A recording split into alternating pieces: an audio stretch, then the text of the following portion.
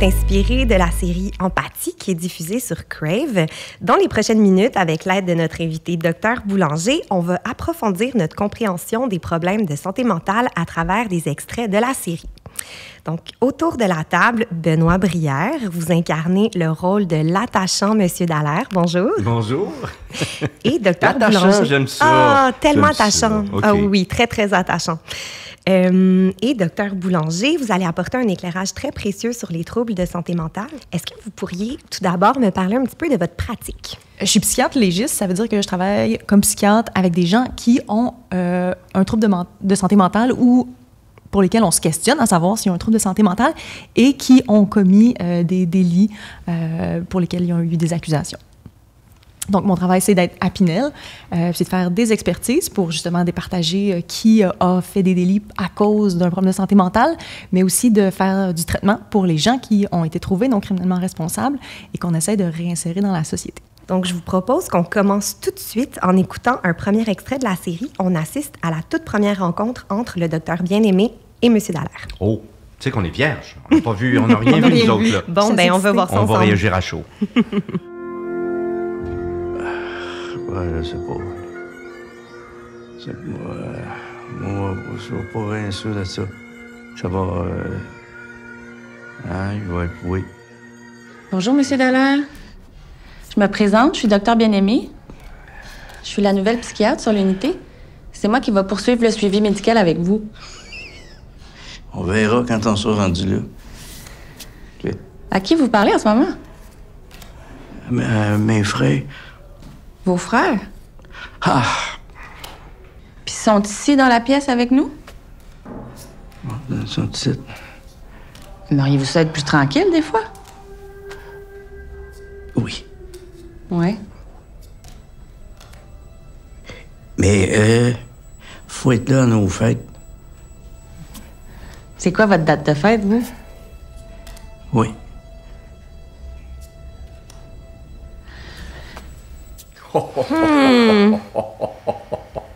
OK. OK. On part là. On parle. Monsieur Brière, j'ai envie que vous me parliez un petit peu de Monsieur Dallaire. Ah, t'avais raison quand tu disais que on a le goût de le flatter. On a le goût de prendre soin de lui. Ouais. Tout à fait. Oui. Ce qui est fascinant dans le projet qui nous concerne, dans Empathie, c'est le travail inouï de Florence Lompré. Pourquoi? Parce que tout est écrit. Ce qu'on vient de voir, tout est écrit.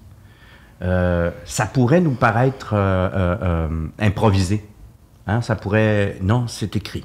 Les 3 petits points avant, 3 petits points, tout est là. Tout est écrit, puis c'est de s'imaginer ce qui se passe dans sa tête à la vitesse où ça se passe et avec des ponts qui n'existent pas entre une pensée puis une autre. Entre un contact avec la réalité et un non-contact avec la réalité. Et dans l'espace d'une phrase. Ça se passe dans une phrase. Alors, c'est de jouer au ping-pong avec soi-même. C'était vraiment ça, le jeu au-delà de ce que... du contact qui existe sur papier et dans l'interprétation entre Florence et moi. Et ça obligeait parfois Florence à répéter sa question.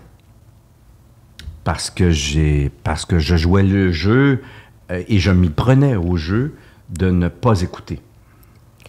Okay. De ne pas écouter. Juste d'être en contact avec ces personnages fictifs, imaginaires, mais qui sont bien réels pour M. Dallaire.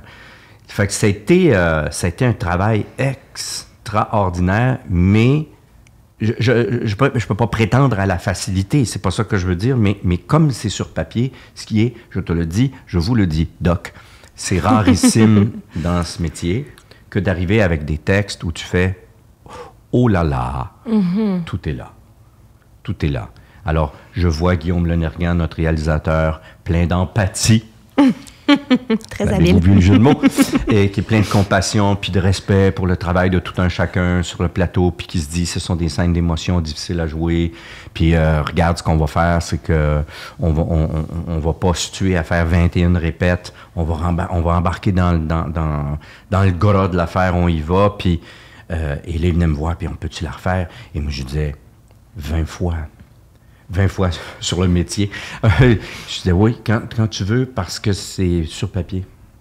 En disant ces mots-là, tout va se passer comme c'est supposé se passer. C'est tellement clair pour moi, ce qui se passe là. C'est tellement clairement écrit et pluriel. C'est pas monolithique, c'est pas unidirectionnel.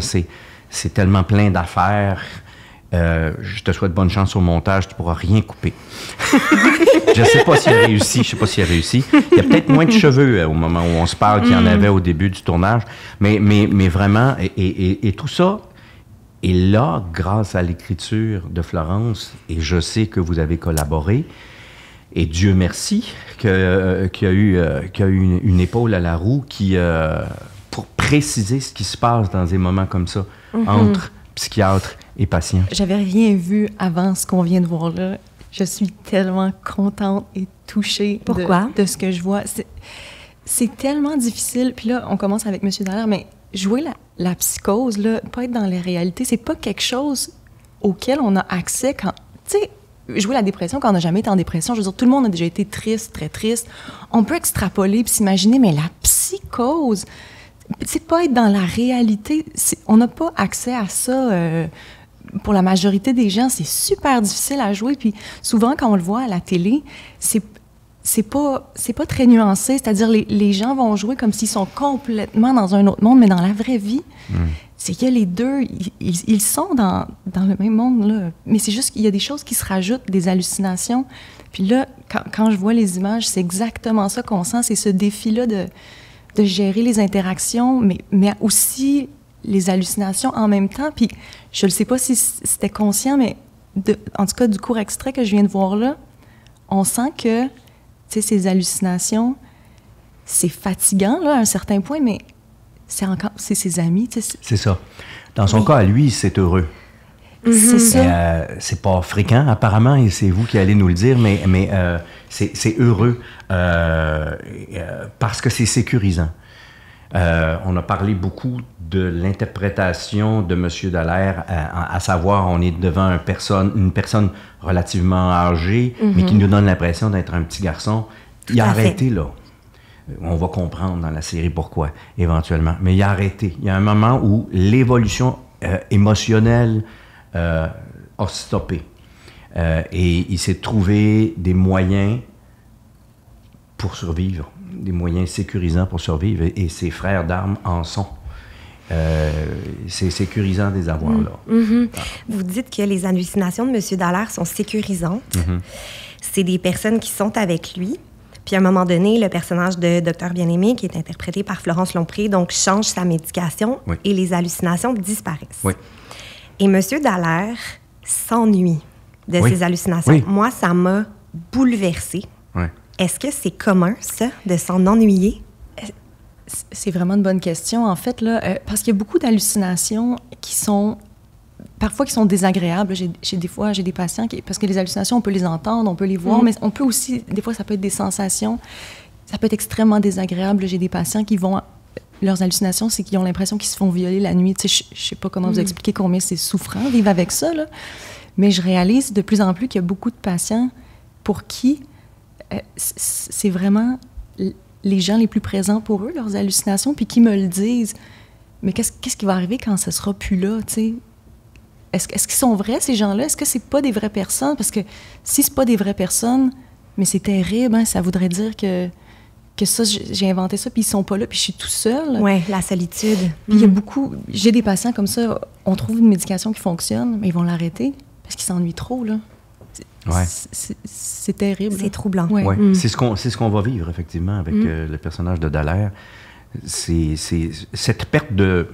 Je parlais de sécurité émotive. Cette perte-là, tout d'un coup, soudaine, due à une posologie qui diffère, et là, on se fait... non, attends, son seul ancrage, quelque part, était là-dedans. Et ne plus la voir, ne plus les voir, devient une catastrophe. Et veut revenir à l'état léthargique dans lequel il est, parce que c'est sécurisant, parce que ça... on continue à vivre tranquillement là-dedans, puis ça n'a pas d'incidence pour personne. On pense que tout est sous contrôle. Je parle comme si j'avais eu des hallucinations. Hein? Mais ça montre quand même, oui. ça montre que vous êtes vraiment plongé dans ce rôle-là. Ben, j'ai une grande chance, c'est d'avoir beaucoup d'amis médecins professionnels autour de moi, à qui j'ai jasé ben en masse. Moi-même, j'ai consulté, et mes sessions ne tournaient pas autour de moi, elles tournaient autour de M. Dallaire. OK. Là, il arrive ça dans le texte. Qu'est-ce que ça vient jouer? Fait que j'ai été coaché, j'ai été pas mal coaché, mais c'est ça, c'est d'imaginer, d'essayer de comprendre les tenants et aboutissants, d'où ça vient, sans vouloir nécessairement, l'expliquer. Le but n'est pas en soi de l'expliquer. Moi, c'était pas ma job à moi de faire ça. Mais c'est comment ça se manifeste. Mm-hmm. Il y a toute une préparation psychologique, mais physique aussi, pour incarner ce rôle-là dans la nuance, justement, comme vous disiez, Dr Boulanger. Oui. Oui. Qu'est-ce que vous avez convoqué? Qu'est-ce que vous avez été chercher? On en a un peu parlé tantôt, mais le simple fait d'avoir stoppé dans le temps, émotivement, émotionnellement, lorsqu'il était enfant, je ne vais pas pasticher un jeu d'enfant, je ne vais pas devenir un enfant, mais il y a des limites qui sont occasionnées par ça, des limites intellectuelles, de compréhension et de vivre dans sa solitude. J'étais très, très confortable quand, par exemple, la direction de Guillaume Lonergan disait « Bien là, dans ta chambre, je pense qu'il est dans le coin, face au coin. Ouais, Il n'est pas en train de regarder autour. C'est tellement plus sécurisant. » Tu te dis « Mais attends, c'est claustrophobique. » Non, c'est correct. Il n'y a rien, il n'y a pas de scorie. On n'est pas disturbé, on n'est pas dérangé par l'environnement. On est dans le coin, c'est bon, je suis avec moi-même, tout est beau. Il y a une période de crise, il est entre le lit et le mur. Il est assis par terre entre le lit et le mur. Qu'est-ce qu'il fait là? Non, parce que... Et là, il a l'air, tu sais, c'est ça qui dépasse du lit. Ouais. C'est l'enfant. C'est l'enfant. Fait que donc, je me suis dit, OK, on va travailler avec ça, en fonction de ça. Puis, le défi, en fait, était aussi de... Là, on parle évidemment à travers les 10 épisodes de la série, mais c'est comme on va changer sa posologie, sa médication, et qu'il y a un retour à une certaine forme de réalité. Qu'est-ce que ça occasionne chez lui et comment on progresse d'épisode en épisode. On sait qu'on tourne un peu de façon décousue. On ne tourne pas du premier épisode au dernier. On tourne de façon décousue. Donc, il y avait de la notation dans les textes pour dire, OK, là, je suis rendu là. Ah, dans son développement, dans sa progression. Oui. Là, est-ce qu'il crache encore? Là, est-ce qu'il se promène avec son mouchoir ou il se promène avec son verre pour cracher dedans? Parce qu'il y a des étapes. Est-ce qu'il a arrêté de cracher? Est-ce qu'il y a... c'est vraiment...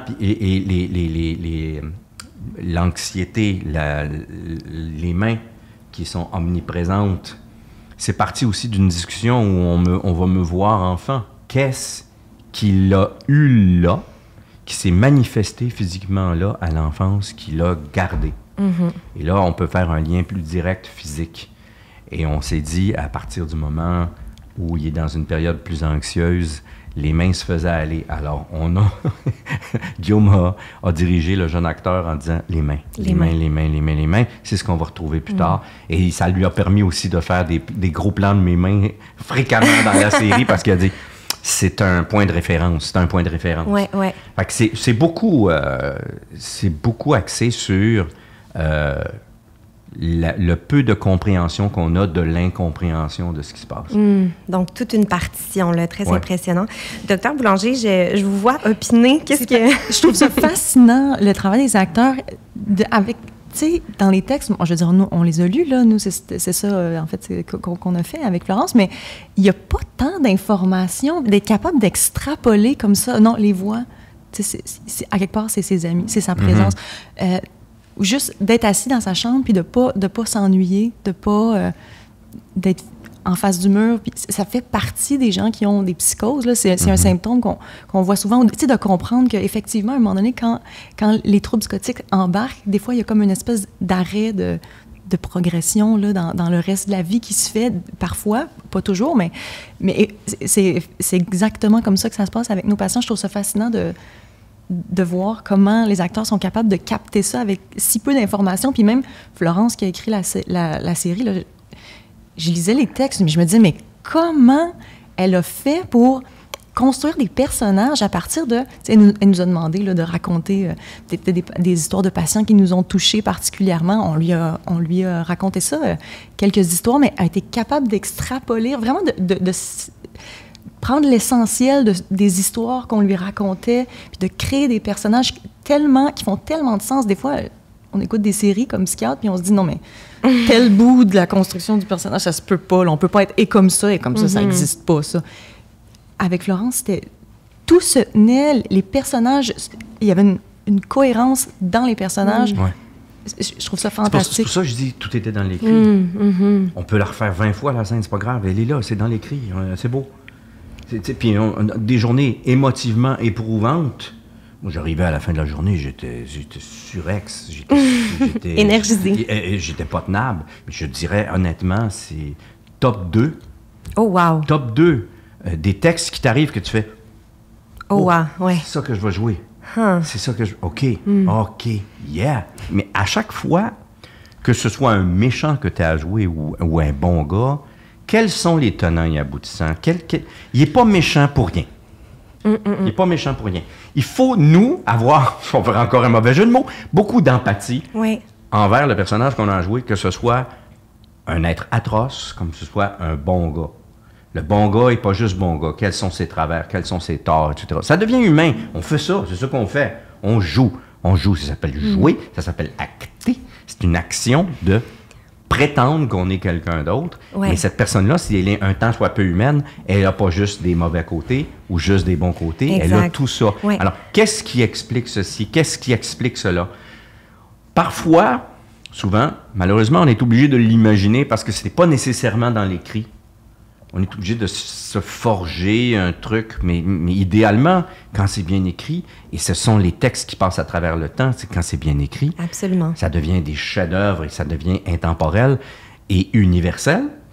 Docteur Boulanger, vous avez donc collaboré à ce chef-d'œuvre.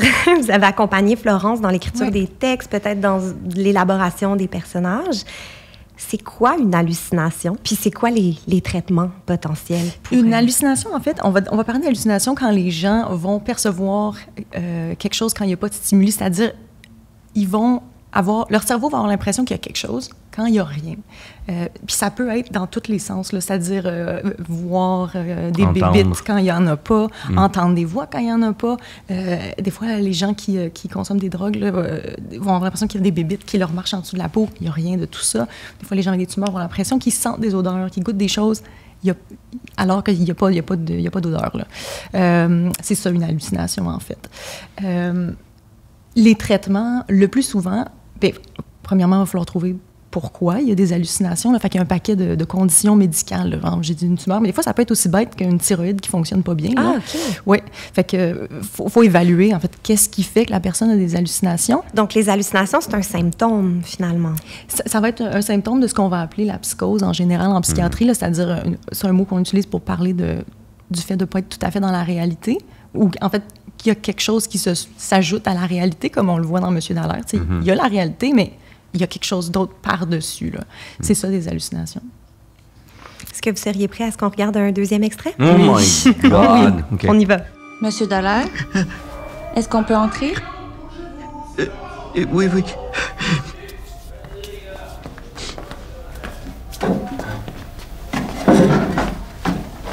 Ça va mieux?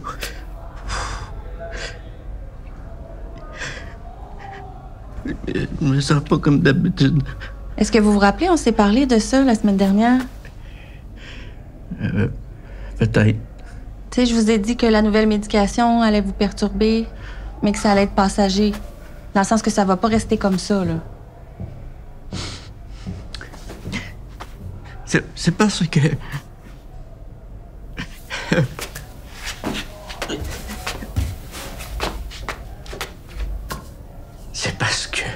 C'est parce que... Tout est trop. Mm-hmm. Les places, c'est trop. Les sons, c'est trop fort. Vos réactions à chaud? Moi, c'est parce que j'avais pas vu les images. On a vraiment recréé un Pinel ici. Là. Oui, absolument. Incroyable le travail que ça a dû faire. Mais jusque dans les draps, là, c'est vraiment... Ah ouais? Oui, j'avais vraiment Donc, le lieu est très crédible. Oh, tout à fait. Oh, tout à fait. C'est touchant de voir ça. Je suis vraiment... Ça me prend de court. Hein? Je pensais pas que faites ça... du temps, je suis pas capable de parler, là, moi. Je vous entends parler de cette série-là comme c'est un peu un cadeau qui vous a été donné. Oui, là. oui, absolument. Pour moi, en tout cas, c'est la même chose.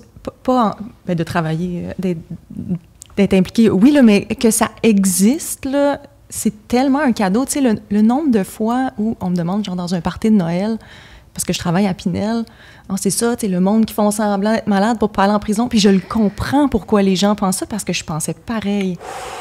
Je pensais la même chose avant d'être en médecine, avant d'aller à Pinel, avant de comprendre. Je le sais d'où ça part, mais tu sais, j'ai passé d'un party de Noël pour expliquer aux gens, là, mais attendez, là. Parce qu'il existe un préjugé comme quoi les gens vont faire semblant d'avoir un trouble de santé mentale pour éviter l'incarcération? Tout à fait. Ouais.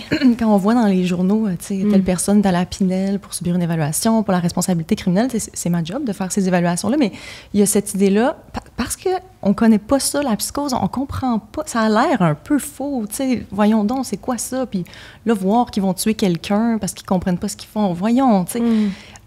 Je le comprends pourquoi les gens pensent ça, mais c'est tellement long à expliquer. Attendez, là, on va nuancer. Les gens qui sont à Pinel, ils ont des histoires de vie, c'est incroyable, là. Puis je pense que c'est ça qu'on n'a pas envie de voir, mais avoir eu le même parcours, on aurait peut-être fait la même chose, puis je le comprends pourquoi on a envie de penser. Ça, c'est d'autres mondes, tu sais. C'est pas moi, c'est d'autres choses, là. Mais oui, les gens... ça fait peur, Pinel, puis on connaît pas ça, la psychose, parce que les gens qui sont en psychose sont souvent hospitalisés. Fait que c'est rare qu'on peut être en contact avec des gens qui ont la psychose. Fait qu'on comprend pas c'est quoi. On a l'impression que c'est faux.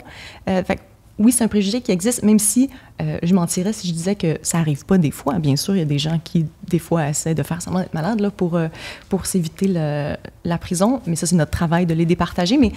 Mais ça me fait tellement de la peine qu'on ne soit pas capable de voir ceux qui sont vraiment malades.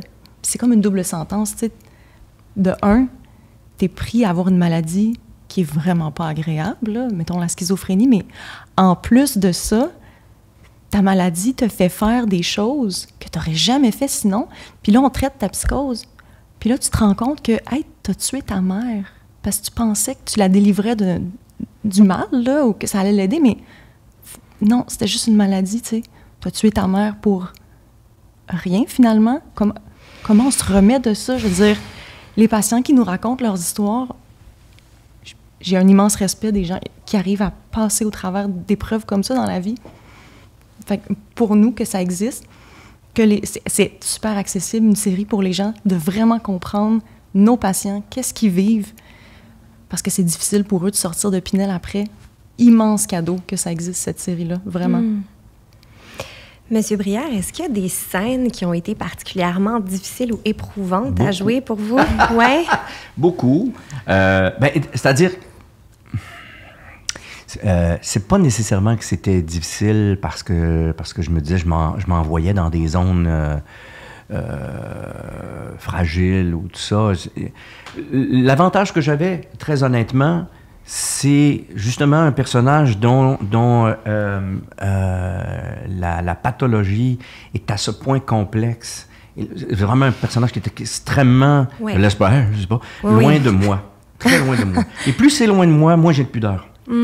C'est vrai. Plus j'ai à jouer, moi, ça c'est moi, là, mais plus j'ai à jouer un personnage qui va me ressembler, moi, c'est pas bon. C'est pas bon. Mais juste physiquement, vous avez fait pousser votre barbe, vous avez fait pousser vos cheveux. J'ai mangé du poil cher, j'ai mangé du poil pendant des mois. Oui, j'avais ce temps-là où je n'étais pas présent télévisuellement, cinématographiquement. J'avais le temps de laisser pousser ça, puis c'est un choix aussi qu'on a fait ensemble, conjointement avec Florence, avec Guillaume. On s'est dit, ce gars-là, il est dans une itinérance profonde s'il n'est pas pris en charge. Et il n'y a aucune espèce de l'ombre d'un souci de s'occuper... De son apparence, de son hygiène. De son hygiène tout court. Oui. C'est pas quelque chose qui traverse son esprit. Donc j'ai dit, OK, on laisse tout aller puis on touche pas. Je prends pas le petit ciseau pour enlever le petit Moses qui pousse plus vite que les autres, qui me rentre dans la bouche. Ouais. Non, on va vivre avec. Ouais. La prochaine fois, ça va être une perruque, puis une barbe, une fausse barbe. On sent que ça a été plaisant. Ça a été très agréable. mais c'est ça. Alors, il y avait beaucoup de scènes émotivement impliquantes. Mais c'est quelque chose qui venait me chercher, moi. C'est quelque chose qui vient me chercher profondément. Comment ça venait vous Ce chercher? petit monsieur tout seul, là. Ouais. Il y a une crainte de la solitude. Il y a une crainte d'être esselé. J'ai de la difficulté à comprendre l'ermite. Bien que j'ai besoin de temps. Moi, c'est pas ça. Et là, je suis en présence de quelqu'un qui m'émeut, qui me touche, parce qu'il est parfaitement esselé, au point d'avoir des amis imaginaires qui le rassurent. Quelle sorte de discussion tu as avec ces gens-là? Quelle sorte de... Tu sais, des fois, Guillaume me disait dans une scène, bon, là, ils sont là, puis tu leur parles, tout ça. J'aimerais qu'on débute la scène, tu es en train de leur parler. Ça, OK, ça, c'est pas écrit. Ça, c'est une improvisation sur le moment où Guillaume me dit, OK, j'aurais pu partir sur un monologue qui ne finissait plus parce que c'était comme, je suis bien là. Là, ça me fait du bien, ça. Ça me fait du bien, puis c'est rare dans son cas. Fait que tu fais, OK, ça fait du bien. Et tout d'un coup, quand la réalité vient refrapper à la porte, parce que madame ou monsieur débarque, puis qu'on va aller jaser d'affaires sérieuses, le dark revient, puis... Alors, ça me touchait, ça me rendait complètement... Tu sais, on fait beaucoup de blagues sur des scènes de larmes, des scènes de grande émotion. On se dit tout le temps, ah oui, regarde, elle pleure de même, tu sais. C'est pas intéressant. Pas intéressant. Parce que personne ne fait ça, vous me corrigerez, mais on a de la peine, on va se cacher.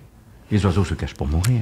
On va se cacher. T'sais, je vais pas là maintenant m'épivarder devant tout le monde. Non, je fais ça dans mon... Et quand il arrive un malheur, quand je me retrouve avec autrui, je vais souvent tout de suite tomber dans la phase de faire du sarcasme avec ça. De faire l'ironie. Détourner un peu. Faire des là. jokes avec ça. Ouais. Ce que Florence écrit admirablement bien. Fait qu'on est aussi dans cette situation-là où, je viens de voir la scène, là, et je répète souvent c'est parce que,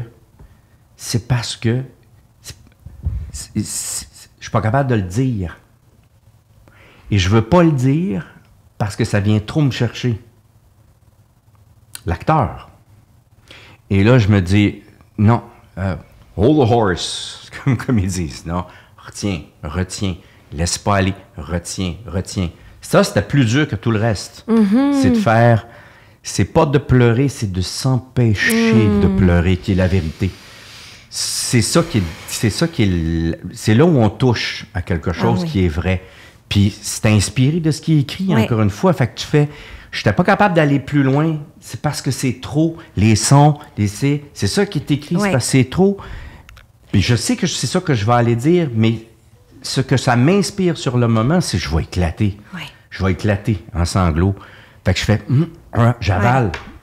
C'est pour ça que je répète 3 fois, c'est parce que je fais, non, c'est pas là qu'il faut aller.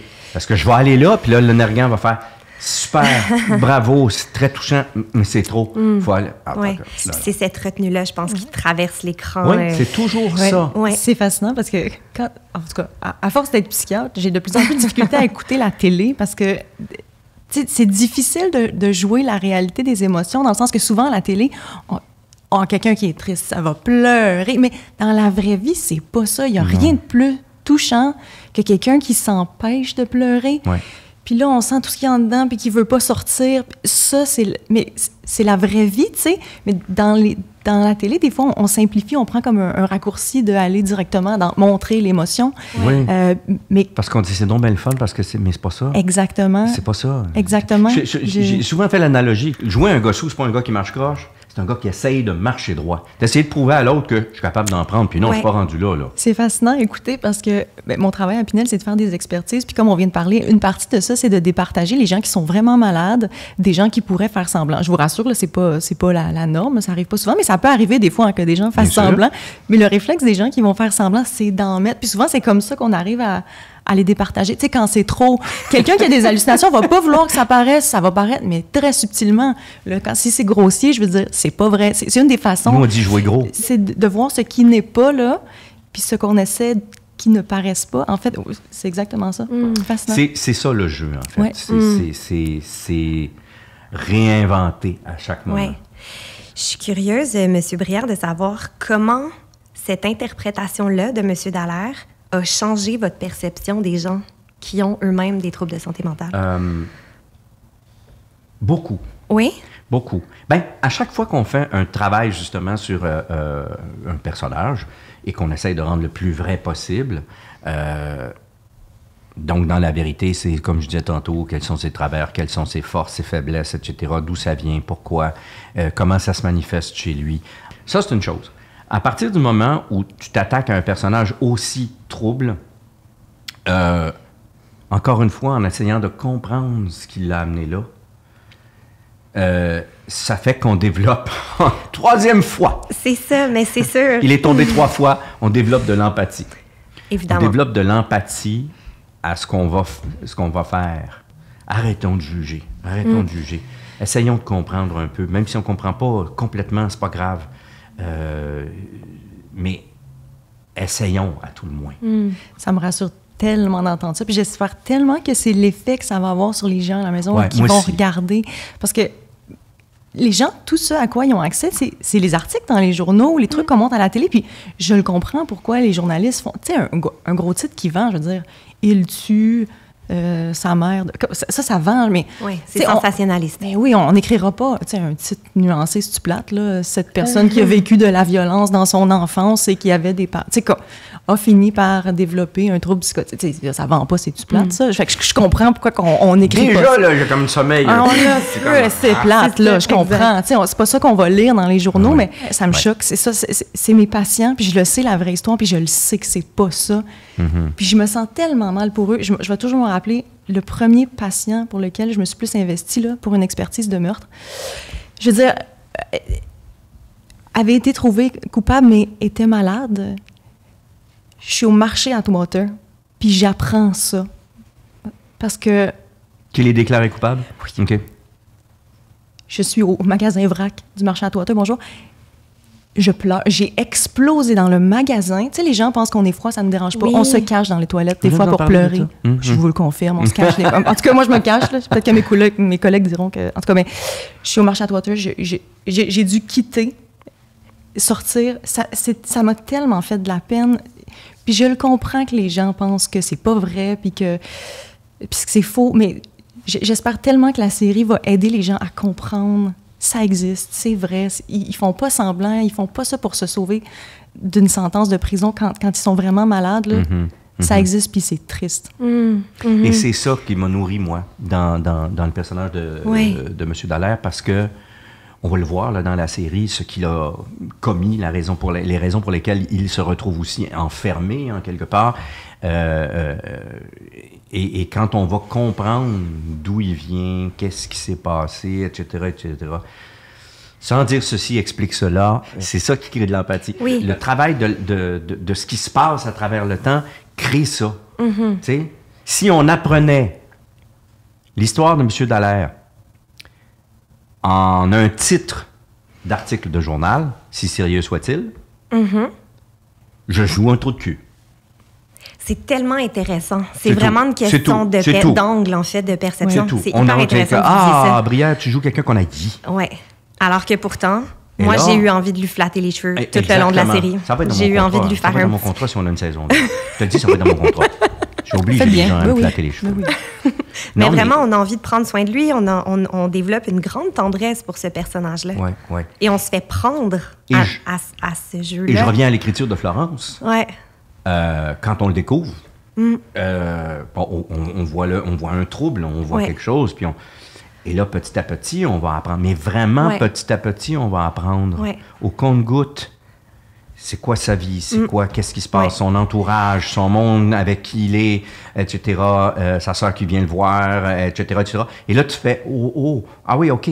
Ah, et malgré tout, puisqu'on a préparé tout ça, malgré tout, quand on arrive à la fin puis qu'on sait tout ce qu'on va savoir, on a encore envie de se flatter les cheveux. Ça fait appel aux patients de madame. Je confirme. C'est ça qu'on a envie que les gens voient. Pardon, c'est l'autre côté de l'histoire, la vraie histoire. Qu'est-ce qu'ils ont vécu, ces gens-là?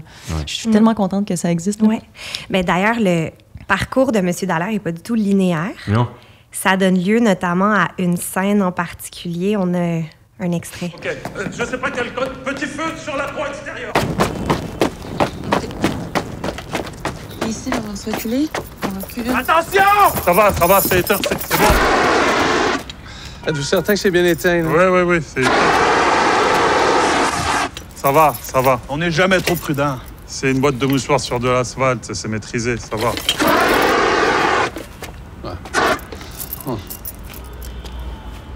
OK, venez avec moi, M. Dallaire. On va rentrer. Par ici. Donc, on apprend que M. Dallaire, au fil de ses changements de médication, il y a une pyromanie qui ressurgit chez lui et on sent vraiment que son parcours est tout sauf linéaire. Il y a des pas en avant, des pas en arrière. Est-ce qu'un changement de médication ou la médication en général crée ça, justement, ce parcours-là? Bien, c'est comme la vie, hein. Il n'y a personne qui a une vie très linéaire. Tout évolue. Puis je pense que ce qui se passe dans le cas de M. Dallaire, en fait, c'est que peut-être c'était pas la bonne médication, en fait, c'était des trop fortes doses. T'sais, des fois, quand les gens arrivent à l'hôpital, ils vont vraiment pas bien. Là, il y a une crise, il faut qu'on fasse quelque chose. On donne de la médication, mais des fois, avec le temps... par exemple, nos patients à Pinel, je pense que le temps moyen, c'est 5 ans qu'ils restent à Pinel. On a des éducateurs, on est super chanceux à Pinel, là, qui vont travailler avec eux. Des fois, la dose de médication devient trop élevée. Donc, on va baisser la dose de médicaments, puis il y a peut-être un contact avec la réalité qui va se faire. Puis là aussi, ce qui se passe avec M. Dallaire, tranquillement, ses hallucinations vont le quitter. Il va être obligé de recommencer à interagir plus avec les gens, mais ça aussi, c'est difficile pour les patients parce que les hallucinations, ça tombe pas dans un ciel clair. Là. C'est pas au hasard que c'est distribué. Hein. Souvent, il y a une raison pour laquelle c'est cette hallucination-là que la personne va avoir. Ça peut aider d'une certaine façon. Donc là, s'ils perdent ça, ça va créer ça va les chambouler. Il va falloir qu'ils apprennent à vivre ça d'une autre façon, la vie, en fait, sans avoir peut-être cette béquille-là. Parce que des fois, les hallucinations, c'est une béquille, tu sais. Fait qu'il va falloir ajuster la médication avec les patients, mais d'où l'importance de faire les suivis avec les médecins, avec les équipes traitantes, que les patients parlent, qu'ils nous disent ce qu'ils vivent. Parce que des fois, il y a cette conception-là aussi que, mon Dieu, si je dis à un médecin que j'ai des voix, c'est sûr qu'il m'enferme, là, je sors plus jamais. C'est pas vrai, là, ça. Il y a certains cas bien spécifiques quand les gens se mettent en danger ou vont mettre les autres en danger. Oui, on peut les garder de force à l'hôpital, mais sinon... Mais non, tu sais, si les gens ont des hallucinations, que ça les incommode pas... J'ai déjà eu quelqu'un qui, ses hallucinations, c'était des belles dames qui lui disaient qu'il était beau. Tu sais, je veux dire, qui suis-je pour enlever ça à quelqu'un? Si lui... enlever, je dis pas, c'est chiant. Ben, je sais, c'est ce que j'ai dit, mais voulez-vous garder ça? Mais oui, mais j'ai pas de problème avec ça, tu sais. Mais peut-être que des fois, en fait, les voix devenaient méchantes, puis ils voulaient des trucs pour quand les voix deviennent méchantes. Il y a la médication qui existe, mais il y a plein d'autres choses. Il y a des groupes d'entendeurs de voix. Ça existe, bien sûr. Wow! Okay. C'est quoi? C'est des groupes où, et ça, c'est super aidant, là, on en avait à Pinel. Les patients que j'ai envoyés là-bas m'ont dit que ça leur faisait tellement de bien. En fait, les gens se sentent étranges à vivre avec des voix.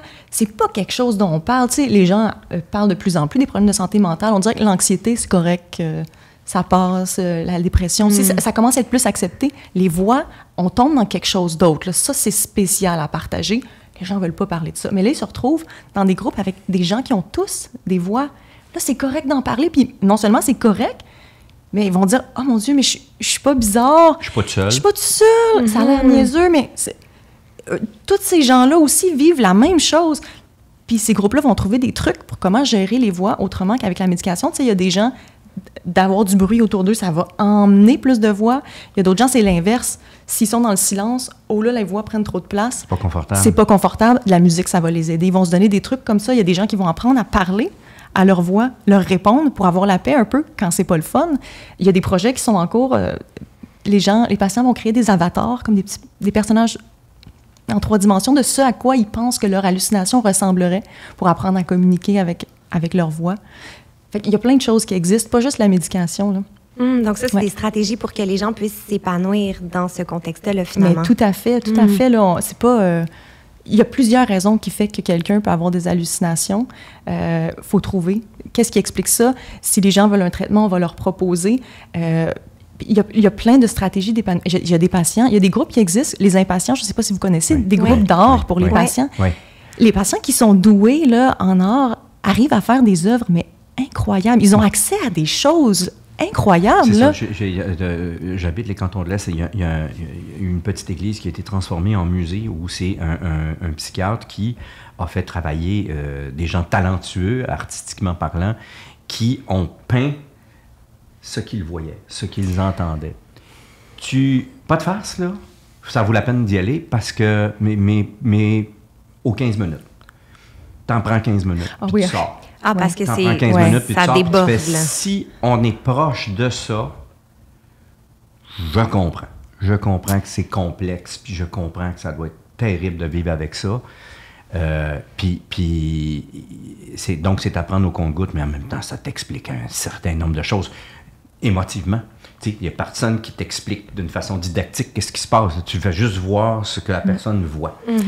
Puis elle l'a peinte. Puis, et là, tu fais « Oh Incroyable. Lord! » OK. Et la solitude, parce que ça me ramène, vous disiez, justement, c'est que les gens se sentent bien seuls de dire « j'entends, je vois, je ça ». C'est ça qui est dans l'air. C'est la solitude. Il est seul. Donc, c'est confortable de les retrouver parce qu'il ne peut pas vivre dans la réalité. Il ne peut pas, c'est trop dangereux, c'est trop problématique. Et quand la médication change et que tout d'un coup, il a plus accès à la réalité, c'est très, très troublant pour lui. C'est très difficile. Et de revenir en contact, parce qu'il est en contact avec des gens irréels, d'abord, il faut déjà comprendre qu'ils sont irréels. Donc, je m'adresse à quelque chose qui est né de mon imagination. Déjà de le comprendre, après ça de l'accepter peut-être, après ça de faire là je reviens à la réalité et là d'entrer en contact avec autrui. C'est archi compliqué, c'est un saut en bungee pas d'élastique. C'est très traumatisant. C'est pour ça que dans la série on va voir une rencontre entre 2 personnages et ça se passe au gré d'une soupe. C'est une soupe présentée et qu'on va peut-être manger ensemble dans le silence, certainement pour commencer. Et tout ça a l'air extrêmement banal et insignifiant, mais c'est une montagne à monter pour ces gens-là, pour les personnages qui sont là, évidemment, dans le cas d'une série, mais dans le cas de la réalité, je suis sûr qu'on est dans la vérité, là, quand on voit ces gens-là qui interagissent comme ça. La scène de la soupe, moi, c'est un truc... tu sais, c'est ça, Florence nous demandait des trucs qui nous ont beaucoup marqués de notre travail, là, des patients, des histoires qui nous ont marqués. Puis ce que j'essayais d'expliquer, tu sais, puis elle a vraiment tellement bien saisi ça, c'est impressionnant, mais c'est que, tu sais, c'est des petites victoires, là, en fait, pour un patient, je me souviens qu'il n'avait pas sorti de sa chambre depuis 6 ans, quand j'ai commencé à le connaître, au point où il y avait des plaies, là, de ne pas bouger là, dans la même position pendant 6 ans, c'est incroyable. Puis avec tout le travail de l'équipe qui ont travaillé tellement fort, ils m'ont dit, Docteur Boulanger, il faut faire quelque chose, il faut faire quelque chose pour ce patient-là. Puis on a travaillé, puis peut-être 1 an ou 2 après, il est sorti fumer une cigarette. Je vais toujours me rappeler, le voir, il était immense, il était grand, c'était un grand monsieur. Il est sorti, je l'ai vu s'en venir dans le corridor, le sourire, il m'a dit, je m'en vais fumer une cigarette. Je me suis cachée dans le bureau, j'avais juste envie de pleurer. Toute l'équipe, on était... Ressaisissez-vous, Dr. Oui, je le sais, j'ai trop d'émotions. Mais c'était tellement un beau moment, mais c'est rien, tu sais, quand on raconte ça. Une cigarette, on allait fumer une cigarette. Hey, c'était magique. Là. Pour lui, c'était tout. C'était magique. C'était magique. S'il y avait une chose que vous aimeriez que les gens retiennent de M. Dallaire. Vous l'avez interprété, vous pourriez le rencontrer dans le cadre de votre travail. S'il y avait une chose que vous voudriez que les gens gardent avec eux. Si on a mal à la tête, on prend des Tylenol. On s'est cassé le bras, on se met un blau.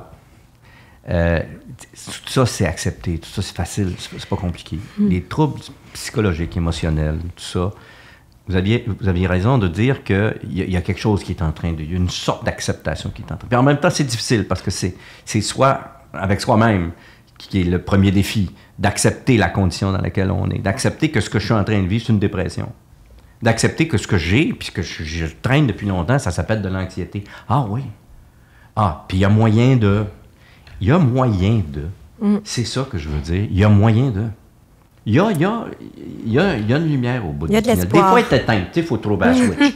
Mais elle se trouve. Ouais. Elle se trouve. Et quand on sait que ça se peut, puis quand on sait que ça existe, ben on est peut-être plus enclin à peut-être pas nécessairement à le comprendre, mais au moins à accepter que ça existe. Puis de faire « Ah, OK. Donc, peut-être que cette personne-là aurait besoin d'aide pour telle raison. » Oui. Est-ce que vous vivez encore faut pas aller voir un psychologue, faut pas aller voir un psychiatre parce que ça... Là, tout d'un coup, J'allais aller à la même place, Ouais. en fait, que je pense que j'aimerais ça que ça soit ce que les gens retiennent aussi, là.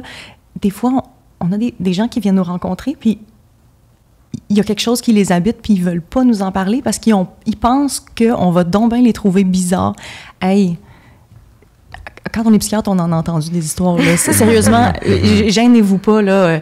Pas grand-chose qu'on me dit qui m'énerve, là. Vous n'êtes pas à votre premier barbecue, là. Non, ils nous disent des trucs, puis, tu sais, c'est confidentiel, on peut pas parler de nos patients, mais tu sais, on en connaît tellement d'autres qui vivent la même chose. Ça serait donc le fun si les gens étaient à l'aise de se parler de ces choses-là. Faut pas rester tout seul avec ces symptômes-là. Là. Venez rencontrer quelqu'un. Ouais. Je sais que je dis ça, puis c'est pas toujours facile d'avoir accès à un médecin au Québec, mais 811. Oui. Pas avoir peur de demander d'aide. Oui, exactement. Ouais. Puis il faut pas... C'est parce qu'on a l'impression, tu sais, même que la psychose les voit, tu sais, on a honte de ça. Faut pas, je veux dire... Il y a tellement de gens... Oui, puis il y a tellement de gens qui vivent ça. Puis c'est de faire quelque chose de positif avec ça, parce que c'est un épisode, hein, tu sais. Plein de gens vont se remettre de ça, là, je veux dire. Ils vont trouver une médication, des groupes, des gens, de l'aide, puis ils vont sortir de leur épisode. Tu sais, on dit ils vont sortir plus fort, mais c'est vrai. Ils vont avoir construit quelque chose avec ça. Puis on a même des patients qui deviennent patients partenaires ou pères aidants. Après, quand ça va mieux, eux, ils peuvent aller les rencontrer puis leur dire « Mais je te jure... » Puis tu sais, mes patients me le disent des fois, « Docteur Boulanger, c'est pas que je vous crois pas, mais c'est juste, c'est... Lui, il l'a vécu, là. Lui, je vais l'écouter. Mais c'est vrai, tu sais, ça nous aide tellement. » Fait qu'il y a moyen de faire quelque chose de beau avec ça. Benoît Brière, Docteur Boulanger, merci beaucoup pour cette conversation-là. Ça fait très plaisir. Merci beaucoup à vous. Pour écouter ou réécouter la série Empathie, rendez-vous sur Crave. Nous vous invitons également à écouter les autres épisodes de cette série balado sur vos plateformes de diffusion préférées. Si vous vivez des situations difficiles ou que vous avez besoin de soutien, plusieurs ressources sont là pour vous. Nous en avons listé quelques-unes dans la description de l'épisode.